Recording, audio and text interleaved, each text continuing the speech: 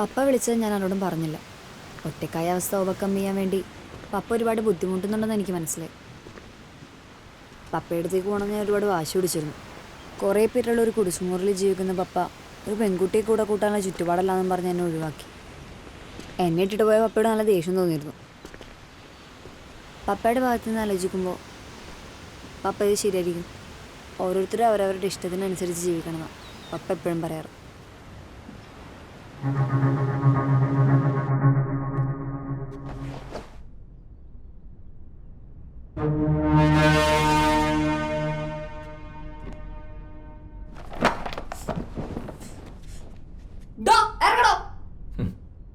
കൂടുതൽ വെള്ളച്ചിലെടുക്കാതെ അടങ്ങി ഒതുങ്ങി ജീവിച്ചോണം.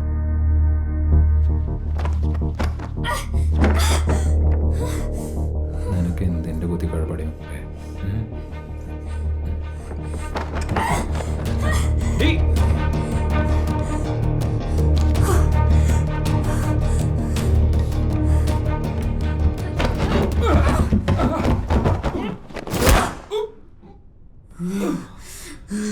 എന്നെ കെട്ടിക്കാനെന്ന് പറഞ്ഞ് മമ്മ വെച്ചിരുന്ന സ്വർണ്ണോട് തന്നിറങ്ങിയത്.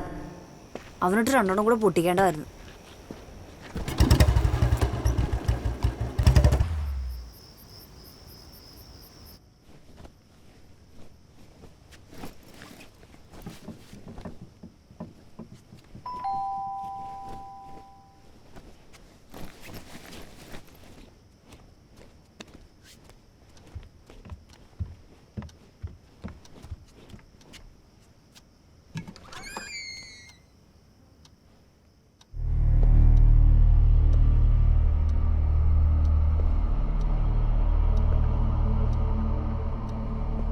വാടി പോവാം.